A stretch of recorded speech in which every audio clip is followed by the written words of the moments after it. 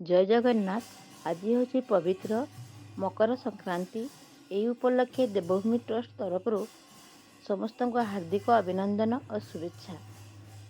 ଜଗତର ନାଥ ଜଗନ୍ନାଥରେ ପ୍ରାର୍ଥନା କରୁ କି ସମସ୍ତଙ୍କର ମଙ୍ଗଳମୟ ହେଉ, ସମସ୍ତେ ନିରୋଗ ଓ ଆରୋଗ୍ୟରେ ରୁହନ୍ତୁ। ଏଠି ସମସ୍ତେ ଗ୍ରାମବାସୀ ଭକ୍ତଗଣ ଏକାଠି ହୋଇ ଭଜନ କୀର୍ତ୍ତନ କରନ୍ତି ଓ ପୂଜା ଅର୍ଚ୍ଚନା କରନ୍ତି। ତା ସହିତ ନଗର କୀର୍ତ୍ତନ କରନ୍ତି। ଆସନ୍ତୁ ତାହେଲେ ଆମେ ଆଜି ଦେଖିବା କ'ଣ କ'ଣ ସବୁ ଏଠି ଆୟୋଜନ ହେଉଛି। ମକର ଚାଉଳ, ଆରିସା ପିଠା, ରାଶି ଲଡ଼ୁ ଏବଂ ଫଳ ଭୋଗ ଦିଆ ହୁଏ ଜଗତରନାଥ ଜଗନ୍ନାଥଙ୍କ ପାଖରେ।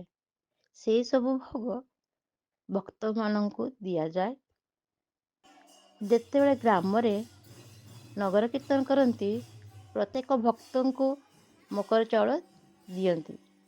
ନଗର କୀର୍ତ୍ତନ ସରିଲା ପରେ ଜଗତରନାଥ ଜଗନ୍ନାଥଙ୍କ ଠାରେ କ୍ଷୀରି ଭୋଗ ଲାଗେ। ସେଇ କ୍ଷୀରି ଭୋଗ ସମସ୍ତ ଭକ୍ତଙ୍କୁ ଦିଆଯାଏ। ତା ସହିତ ଆରିସା ପିଠା ଦିଆଯାଏ ଓ ସମସ୍ତେ ମହା ଆନନ୍ଦରେ ଖାଆନ୍ତି। ସନ୍ଧ୍ୟା ସମୟରେ ଆରତି କରାଯାଏ ଏବଂ ଭଜନ କୀର୍ତ୍ତନ ହୁଏ। ପ୍ରଭୁ ଶ୍ରୀ ଜଗନ୍ନାଥ ସମସ୍ତଙ୍କର ମଙ୍ଗଳ କରନ୍ତୁ ଓ ସମସ୍ତେ ଭଲରେ ରୁହନ୍ତୁ, ଏହା ହିଁ ଆମର କାମନା। ଜୟ ଜଗନ୍ନାଥ। ପୁଣି ଥରେ ଦେଖା ହେବା।